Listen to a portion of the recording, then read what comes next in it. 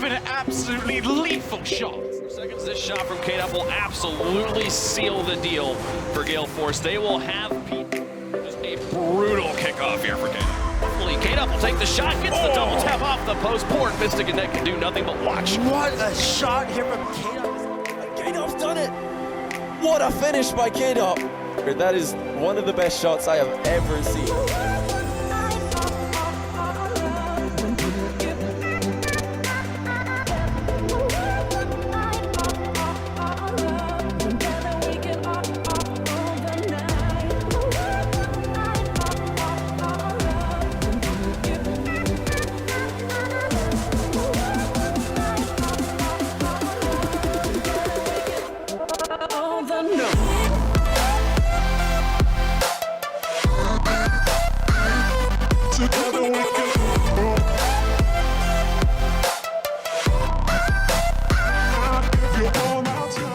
I remember the first time I saw Kaydop playing Rocket League. It was way back in the day when Mocket had weekly 1v1 tournaments, and Kaydop was dominating everyone at that time. I remember thinking that he had a really odd playstyle. His camera settings were zoomed way out, and he almost always dribbled in ball cam. It looked like his entire playstyle was centered around forcing the other player to make mistakes, predicting what they were trying to do, and then just capitalizing with a goal. His camera settings were really just a picture of his overall outlook on the game.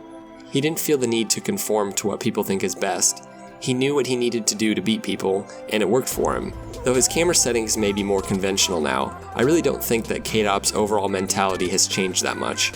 It's really the thing that carried him to where he is now, and set him apart as one of the greatest Rocket League players and now a world champion. In this video, I'm going to be looking at some of the areas where Kaydop is best, as well as his overall playstyle for 1v1, because he really does have some interesting things that he does in 1v1.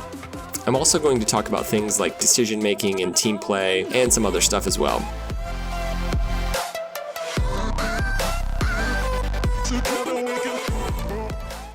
I want to start by looking at Kaydop as a 1v1 player.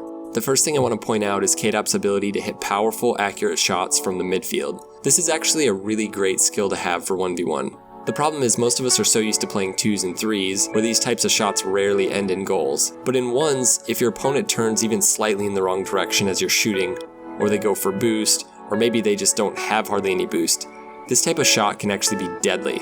My guess is that when Kaydop hits shots like this, he actually probably knows how much boost his opponents have, and he's really just exploiting that. Let's even say that a shot like this isn't going to go in.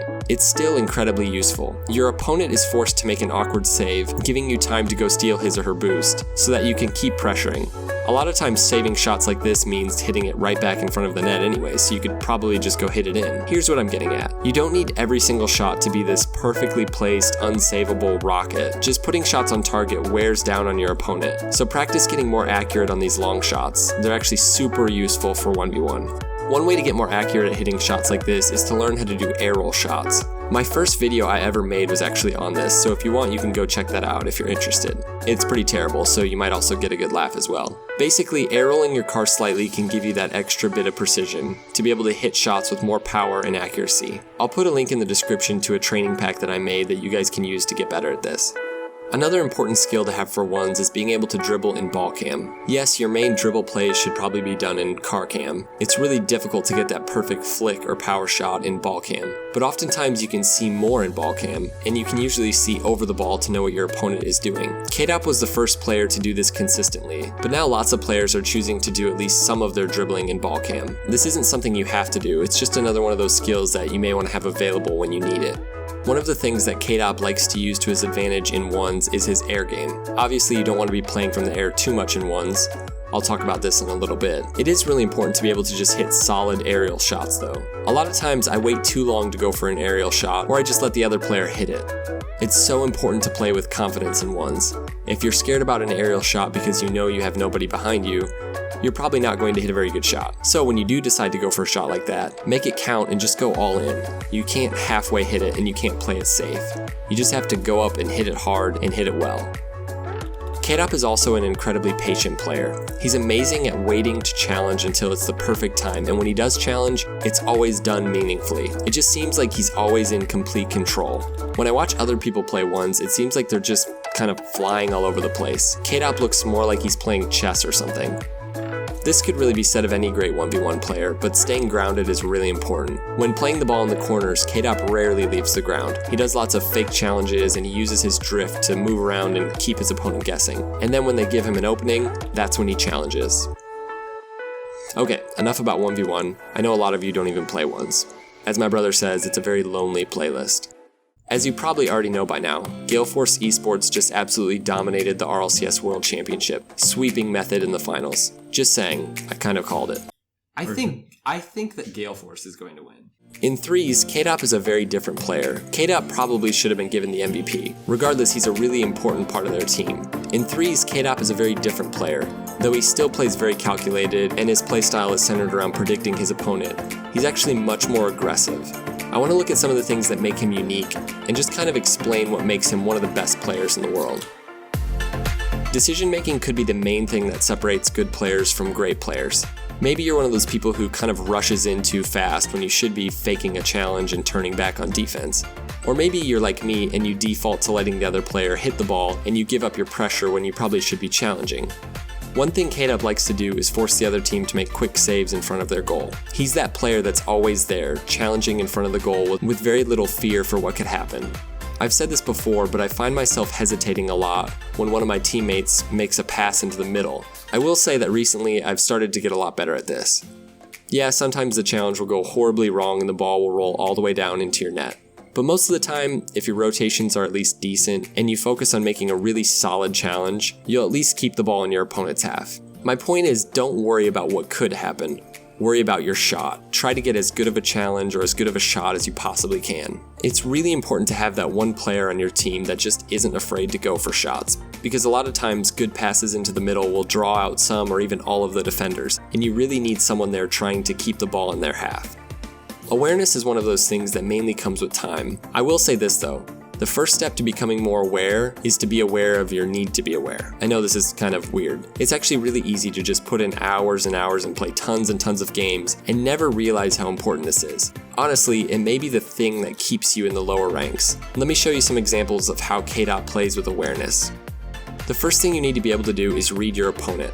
This is one of the things that makes Kaydop such an annoying person to play against. He's always reading what the other team is doing and preparing himself to just get in the way. You can see this in the way he moves his car. He's always making these small minor adjustments depending on what it looks like the other player is doing. Just try to start getting up on the walls when the other team is clearing it out of the corners. Go to where you think they're going to hit the ball before they hit it there. Know what they're going to do before they even know it. On defense, get up on the backboard when clears are coming in, or if it looks like someone is about to hit a power clear from the other end of the field, just start flying up and see if you can read their shot. Again, this takes time. I realize a lot of you aren't even close to being able to do some of these things. But just keep at it. Keep pushing yourself to be more and more aware, even if it just means going up for shots a bit earlier than you're normally comfortable with. I've talked about the importance of knowing where your teammates are and positioning yourself accordingly. One of the things that Kaydop does that most players don't even attempt to do is he moves his camera around to see where everyone is. I like to do this when I'm rotating back on defense, and I'm not sure if there's another player back who's going to be moving forward, but honestly, I'm still really not very comfortable using it. I have found that just hitting the ball around in free play while looking around as much as possible really helps. Basically, just start by using this as a way to know which position you should be in, and once you get that down, you can hopefully get comfortable enough to check where your teammates are when setting up passes and looking for passes. At this point, after getting second in the Season 3 Grand Finals and now first in Season 4, it's hard to deny that Kaydop is one of the greatest Rocket League players of all time.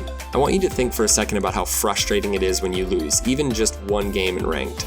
Now let's just say that you got your team together and you played in one of those smaller tournaments. Imagine if you went all the way through the winner's bracket and then you lost in the championship. How frustrating would that be for you? Obviously getting second at RLCS would be incredible for most of us, but these players don't want to get second. All they want to do is win. There have been quite a few teams and players that have come close to winning RLCS only to fall off the next season. I know this comparison may seem ridiculous, but that's basically the same thing that happens to many of us in Ranked. We win some games, we're doing well, and then we lose one game that we are positive we should have won.